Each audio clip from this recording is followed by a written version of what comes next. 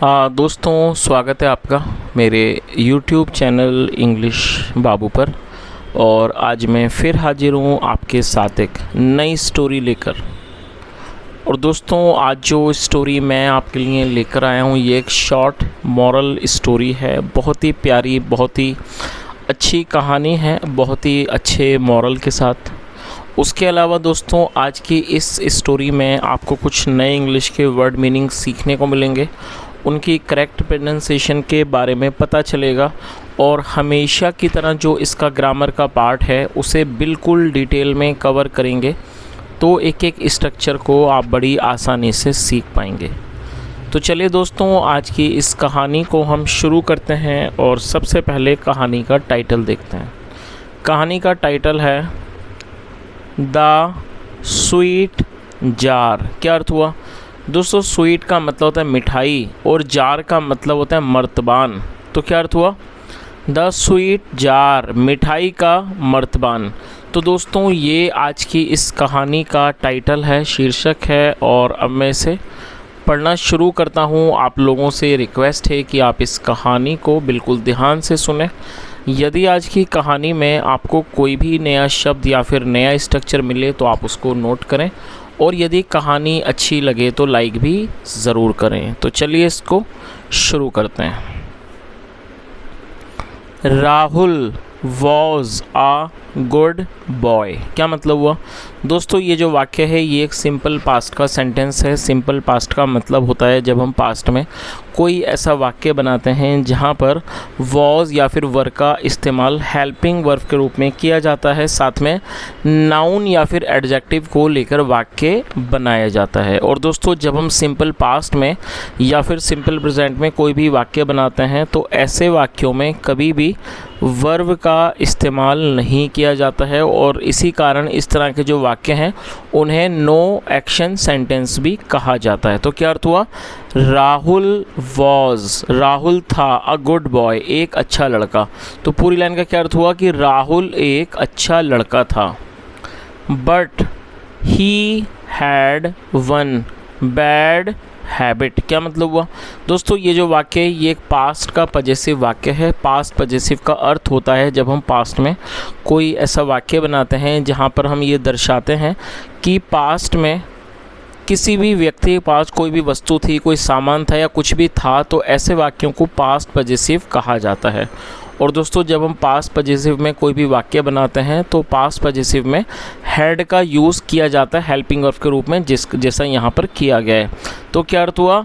But, लेकिन, he had, उसकी थी, वन बैड हैबिट, एक बुरी आदत। तो पूरी लाइन का क्या अर्थ हुआ? But he had one bad habit, लेकिन उसकी एक बुरी आदत थी। He ate a lot of sweets and chocolates. दोस्तों, ये जो वाक्य है ये एक पास्ट इंडेफिनिट का अफर्मेटिव वाक्य है।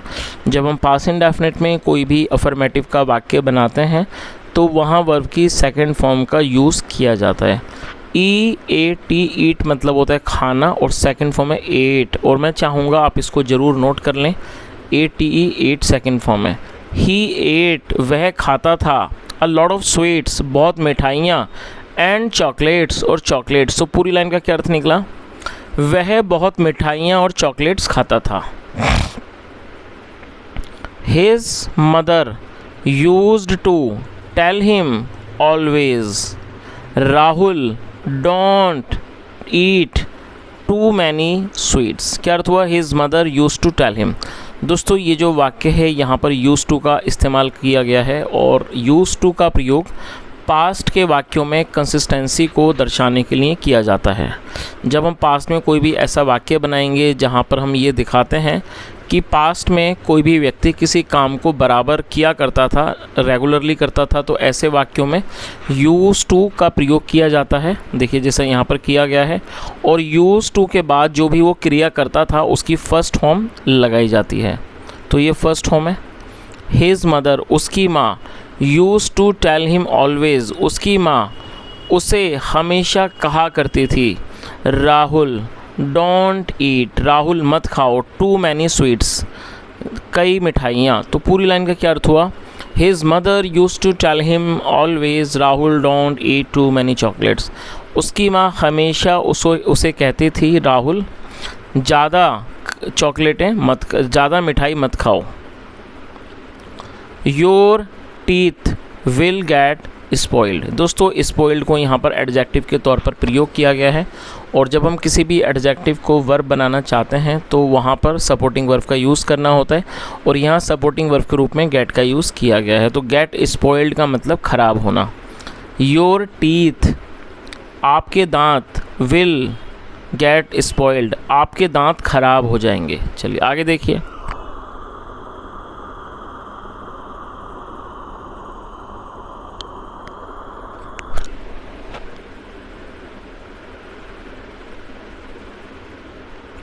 His mother had kept all the sweets in a glass jar। क्या अर्थ हुआ? His mother had kept all the sweets। दोस्तों ये जो वाक्य है ये एक पास्ट परफेक्ट का सेंटेंस है। पास्ट परफेक्ट का मतलब होता है पास्ट में किसी क्रिया का पूरा होना, पाया जाना। आया था, गया था, लिया था, दिया था, चुका था, इस तरह के जो भी वाक्य हैं वो पास्ट परफेक्ट के वाक्य कहलाते हैं। और जब हम पास्ट परफेक्ट में कोई भी वाक्य बनाएंगे तो वहाँ उस वाक्य में हैड का प्रयोग किया जाता है हेल्पिंग वर्ब के रूप में, जैसा यहाँ पर आप देख सकते हैं किया गया है हेड का यूज़, और साथ में वर्ब की थर्ड फॉर्म लगाई जाती है। कीप का मतलब होता है रखना, और थर्ड फॉर्म है कैप्ट। आप इसे नोट कर लीजिए, KEPT। तो क्या अर्थ हुआ?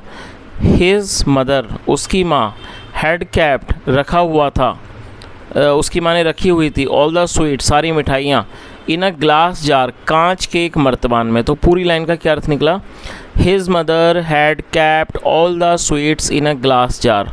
उसकी माँ ने सारी मिठाइयाँ एक कांच के मर्तबान में रखी हुई थीं। आगे देखिए। The jar had a narrow mouth with tight lid on it.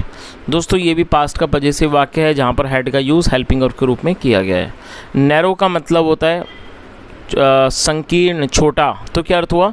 The jar had a narrow mouth, मर्तबान का बहुत ही छोटा मुंह था, with tight lid on it, और इस पर एक टाइट ढक्कन था। लिड मतलब ढक्कन।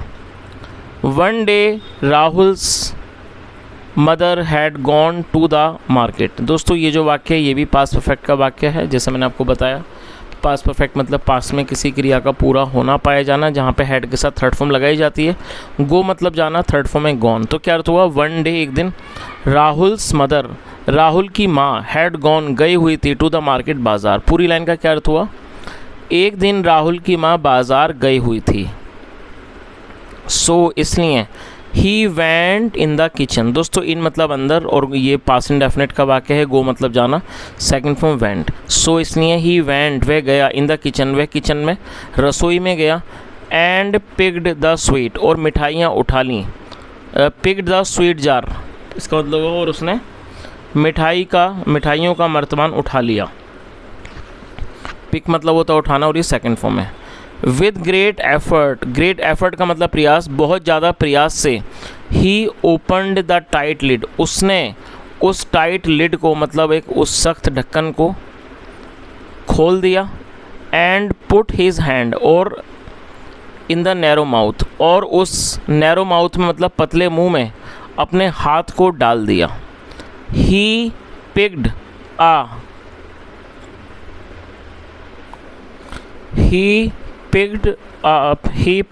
Handful of sweets. पिक मतलब उठाना, सेकंड में picked. He picked a handful, handful मतलब मुट्ठी भर। He picked a handful of sweets का मतलब हुआ कि उसने मुट्ठी भर मिठाइयाँ उठा लीं। बट लेकिन, वैन ही ट्राइड, जब उसने कोशिश की, टू पुल, खींचने की, हिज हैंड, अपना हाथ, आउट, बाहर, इट गॉट स्टक, स्टक मतलब फंस जाना, वो फंस गया, इन द जार, मर्तमान में। तो दोस्तों इस तरह से पूरी लाइन का क्या अर्थ निकला कि he picked a handful of sweets, उसने मुट्ठी भर मिठाइयाँ उठा लीं। But when he tried to pull his hand out, लेकिन जब उसने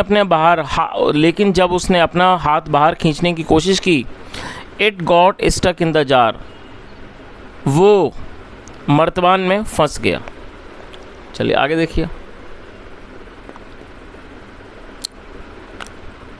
When he was struggling to take out his hand, his mother came back, क्या अर्थ हुआ, व्हेन ही वाज स्ट्रगलिंग। दोस्तों ये जो वाक्य है ये पास्ट कॉन्टिन्यूस का सेंटेंस है। पास्ट कॉन्टिन्यूस का मतलब होता है ऐसे वाक्य जहाँ वाक्यों की टेल पर रहा था रही थी जैसे शब्द आते हैं, ऐसे वाक्यों में वॉज या वर्ब का यूज़ किया जाएगा हेल्पिंग वर्ब के रूप में, साथ में वर्ब की फोर्थ फॉर्म लगाई जाती है। वर्ब की फोर्थ फॉर्म का मतलब होता है आईएनजी फॉर्म। स्ट्रगल का मतलब संघर्ष करना, मेहनत करना। तो क्या अर्थ हुआ, व्हेन जब, ही वॉज स्ट्रगलिंग जब वह संघर्ष कर रहा था, टू टेक आउट बाहर निकालने की, हिज हैंड अपना हाथ बाहर निकालने की, हिज मदर केम बैक उसकी माँ वापस आ गई। कम बैक मतलब वापस आना और ये सेकंड फॉर्म है। पूरी लाइन का क्या अर्थ निकला, when he was struggling to take out his hand जब वह अपना हाथ बाहर निकालने की कोशिश कर रहा था, हिज मदर केम बैक उसकी माँ वापस आ गई। She saw him and said, see मतलब देखना, सेकंड सॉ, शी मतलब कि उन्होंने, शी सॉ हिम उन्होंने उसे देखा, एंड सैड और कहा, Rahul you have picked up so many sweets in your hand. दोस्तों ये जो वाक्य है ये एक प्रेजेंट परफेक्ट का वाक्य है। प्रेजेंट परफेक्ट मतलब वर्तमान में किसी क्रिया का पूरा होना पाया जाना। ऐसे वाक्यों में हैज़ हैव के साथ थर्ड फॉर्म लगाई जाती है। तो क्या अर्थ हुआ कि she saw him and sad उन्होंने उसे देखा और कहा, राहुल यू हैव पिक्ड तुमने उठाई हैं, सो मैनी स्वीट्स कई मिठाइयाँ, इन योर हैंड अपनी मुट्ठी में, it's more than your hand can hold ये उससे ज़्यादा है जितना आपका हाथ पकड़ सकता है।